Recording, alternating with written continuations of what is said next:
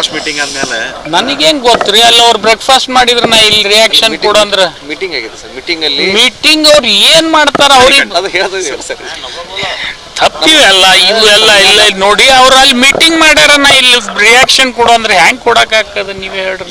Meeting ಅಲ್ಲಿ ಏನ್ ಚರ್ಚೆ ನಮ್ಮಲ್ಲಿ ಯಾವುದೇ ನನಗೇನ್ ಮಾಡ್ತಾರ ಅವ್ರಿಬ್ರು ಭಿನ್ನಾಭಿಪ್ರಾಯ ಇಲ್ಲ ಅಂತ ಇಲ್ಲ. ನಾನ್ ನಿಮಗ್ ಕೇಳ್ತೀನಿ, ಅವರಿಬ್ರು ಮೀಟಿಂಗ್ ಮಾಡಿದ್ರೆ ಹೈಕಮಾಂಡ್ ಗೊತ್ತು, ಅವ್ರಿಗೆ ಗೊತ್ತು. ಅದನ್ನ ನಾನ್ ರಿಯಾಕ್ಷನ್ ಯಾಕೆ ಕೊಡ್ಬೇಕ್ರಿ?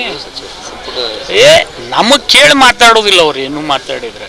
ಇಲ್ಲ ಅದು ಅವರಿಗೆ ವರಿಷ್ಠರಿಗೆ ಗೊತ್ತು. ದಯಮಾಡಿ ಅದ್ರ ಬಗ್ಗೆ ನಮಗೆ ರಿಯಾಕ್ಷನ್ ಕೇಳಬೇಡಿ.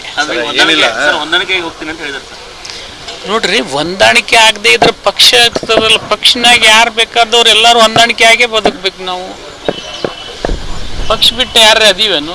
ಪಕ್ಷಕ್ಕೆ ಬಿಟ್ಟು ಯಾರು ದೊಡ್ಡವರಲ್ಲ. ನನ್ನ ಅಭಿಪ್ರಾಯ ವೈಯಕ್ತಿಕ ಇದು.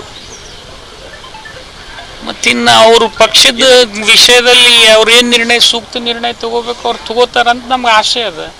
ಸಿಎಂ ಕುರ್ಚಿಯ ಗೊಂದಲ ಮತ್ತೆ ನೋಡ್ರಿ, ಗೊಂದಲ ಇಲ್ಲ. ಈಗ ಮೀಟಿಂಗ್ ಮಾಡಿಕೊಂಡು ಉಪಹಾರ ಇಬ್ರು ಕೂಡ ಸೇರಿಸಿಕೊಂಡು ಪ್ರದರ್ಶನ ಮಾಡಿದ್ದಾರೆ. ಆ ಒಗ್ಗಟ್ಟು ಪ್ರದರ್ಶನ ಮಾಡಿದ್ದಕ್ಕೆ ಒಂದು ಜವಾಬ್ದಾರಿತ ಸಚಿವರಾಗಿ ನೀವು ಏನು ಆಶೆ? ನಾನು ನೋಡ್ರಿ, ನನ್ಕಿಂತಲೂ ಹೆಚ್ಚು ಜವಾಬ್ದಾರಿ ಅವ್ರ ಮೇಲಿದೆ.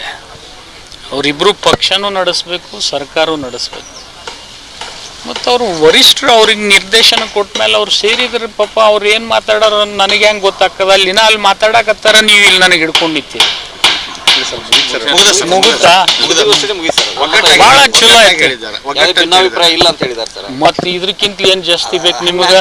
ಕ್ಲೋಸ್ ಮಾಡ್ರಲ್ಲ ಲಘು ಹೋಗಿದನ್ನ. ಈ ನೋಡ್ರಿ, ಯಾಕೆ CLP ಬೇಕ್ರಿ? ಪಕ್ಷದ ವರಿಷ್ಠ ಇದ್ದಾಗ CLP ಆಗ್ಬೇಕು ಏನಂತ? CLP ಅಲ್ಲಿ ಇದ್ರ ಮಾತನಾಡಿ ಶಾಸಕರು ಒಮ್ಮತನ ತಗೊಳ್ಳಿ. ಅವ್ರು ಹೇಳಿದ್ರೆ ಅದು ಅವ್ರ ವೈಯಕ್ತಿಕ ಅಭಿಪ್ರಾಯ. ನನಗೆ ಗೊತ್ತಿರೋ ಮಟ್ಟಿಗೆ ಫಸ್ಟ್ ಪಕ್ಷ ಏನು ಆದೇಶ ಮಾಡ್ತದೆ, ಅದರ ನಂತರ CLP.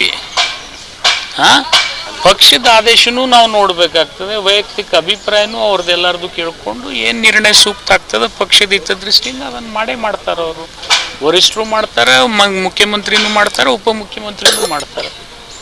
ಈ CM ಕುರ್ಚಿ ಗದ್ದಲ ಒಳಗಡೆ ಸಚಿವ ಸ್ಥಾನ ನೀಡೋದು ನೀವಿನ್ನ ಅದನ್ನ ಬಗೆಹರಿಸ್ಕೊಂಡ್ ಬನ್ರಿ, ಆಮೇಲೆ ಅದನ್ನ ಮಾತಾಡೋಣ.